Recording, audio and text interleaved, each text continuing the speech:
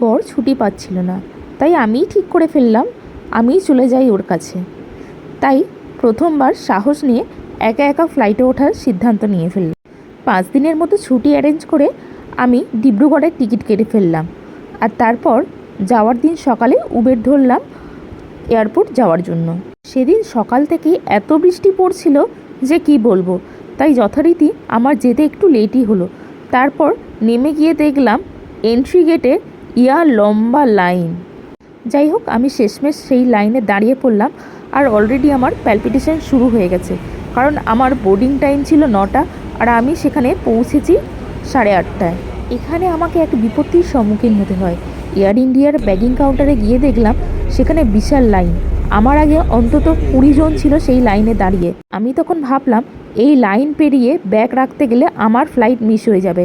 তাই আমি সেখানে প্রতিবন্ধী যে কাউন্টার ছিল সেখানে গিয়ে আমি রিকোয়েস্ট করলাম যে আমার বোর্ডিং টাইম 9টায় যেন আমাকে একটু তাড়াতাড়ি ছেড়ে দেওয়া হয়।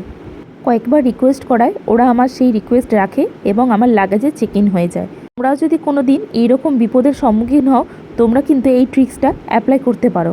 আমার ফ্লাইটের রানওয়েটা একটু দূরে ছিল, তাই আমাদের বাসে করে সেখান থেকে ফ্লাইটের সামনে নিয়ে যাওয়া হয়। তারপর বাস থেকে নেমে আমি ফ্লাইটে উঠে পড়ি এবং আমার সিট নাম্বারটা খুঁজতে থাকি। আমার সিট নাম্বারটা একটু পিছনের দিকেই ছিল, যেহেতু আমি অনেক লেটে টিকিট কেটেছিলাম। তাই আমি আমার সিট খুঁজে পেয়ে যাই এবং আমার ব্যাগ রেখে সেখানে বসে পড়ি।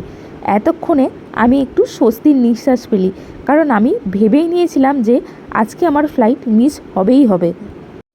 এর আগেও আমি ফ্লাইটে ডিব্রুগড় গেছি, কিন্তু সেটা বরের সাথে। একা একা জীবনে প্রথমবার আমি ফ্লাইটে উঠছি, সেটা এক অন্য রকমই ফিলিংস, সেটা আমি বলে বোঝাতে পারবো না। বাড়ি থেকে সময় না নিয়ে বেরিয়ে আমি যে ভুলটা করেছি, সেই ভুল আমি আর জীবনে কখনো করব না। এক মুহূর্তের জন্য আমার মনে হয়েছিল আমাকে মনে হয় বাড়ি ফিরে যেতে হবে। এই সময় নিজেকে কী যে কনফিডেন্ট লাগছিল কি বলবো। হয়তো জিনিসটা খুব ছোট অনেকের কাছে, কিন্তু আমার কাছে এটাই অনেক বড় ছিল যে একা একা কখনো ফ্লাইটে উঠতে পারবো, সেটা আমি ভাবতেই পারিনি। সবাই অলরেডি সিট বেল্ট বেঁধে নিয়েছি আর আমাদের ফ্লাইটও স্টার্ট হয়ে গেছে যথারীতি সঠিক সময়ে। আমার ফ্লাইটটা ছিল কানেক্টিং ফ্লাইট, মানে এটা মণিপুর হয়ে তারপরে যাবে ডিব্রুগড়। কানেক্টিং ফ্লাইট আমার এই জন্য ভালো লাগে কারণ অনেকটা সময় ফ্লাইটের মধ্যে থাকা যায়, না হলে তো সেই ওঠা আর নামা। এর মধ্যেই আমাদের দিয়ে দেয় জলের বোতল, আর এইটা যে কি দিয়েছিল সত্যিই আমি নাম জানি না। যদি তোমরা কেউ জেনে থাকো তাহলে প্লিজ কমেন্টে জানিও।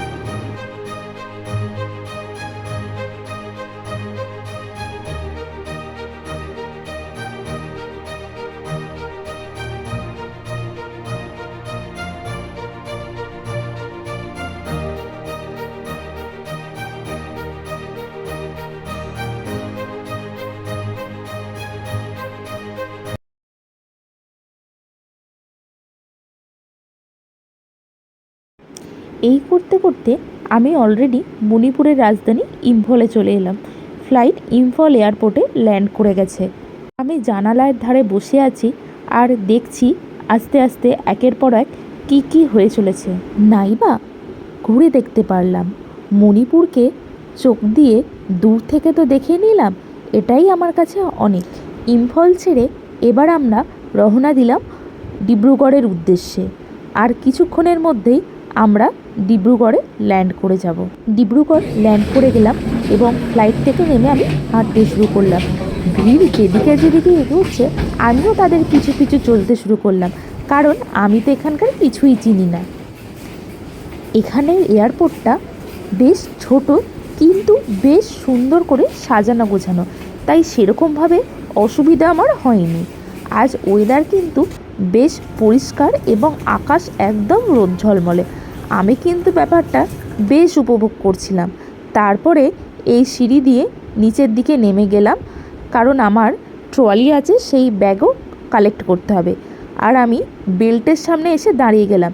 এই এয়ারপোর্টে কিন্তু এই একটাই বেল্ট আছে, তাই আমাকে আর এদিক ওদিক কোথাও খোঁজাখুঁজি করতে হয়নি। আমি বেল্টের সামনে দাঁড়িয়ে আছি আমার ব্যাগের অপেক্ষায়। বেশ কয়েক মিনিট ওয়েট করার পর তারপরে দেখলাম যে আমার ব্যাগটা আসছে। এই যে আমি আমার ব্যাগটা নিয়ে নিলাম বেল্ট থেকে। ব্যাগ নেওয়ার পর আমি এবার খোঁজ করছি আমার হাজব্যান্ড কোথায় দাঁড়িয়ে আছে। সামনের দিকে আরও কিছুটা এগিয়ে গেলাম আমি এক্সিট গেটের দিকে। তারপরে কিছুটা যাওয়ার পরও আমি তার দেখা পেলাম। দেখা হবার পর সে তো ব্যাগটা আমার থেকে নিয়ে নিল এবং আমি তার পিছন পিছন হাঁটতে শুরু করলাম। আজ ওয়েদার এত ভালো ছিল যে কি বলবো। ডিব্রুগড় এয়ারপোর্টটা কিন্তু বেশ সুন্দর। আমার কেন জানি না একটু ফরেন ফরেন ফিল আসছিল। এখান থেকে ওর কোয়ার্টারের ডিস্টেন্স প্রায় 1 থেকে 1.5 কিলোমিটারের মতো। আমরা ঠিক করলাম এখান থেকে আমরা টোটো ধরে ওর কোয়ার্টারে চলে যাব। হেঁটেও যাওয়া যায়, তবে এই রোদের মধ্যে আর হাঁটতে ইচ্ছে করছিল না। 4-5 দিনের জন্য এটাই আমার থাকার ঠিকানা। তাই বেশি দেরি না করে আমরা টোটো দিকে এগিয়ে গেলাম এবং টোটো ধরে কোয়ার্টারের দিকে এগিয়ে চললাম। 4 থেকে 5 মিনিটের মধ্যে টোটো আমাদের ওর কোয়ার্টারের গেটের সামনে নামিয়ে দিল। আর এইটুকু রাস্তা তো হেঁটেই চলে গেলাম। আজ প্রচণ্ড টায়ার্ড, তাই ভিডিওটা এখানেই শেষ করছি। আপাতত টাটা।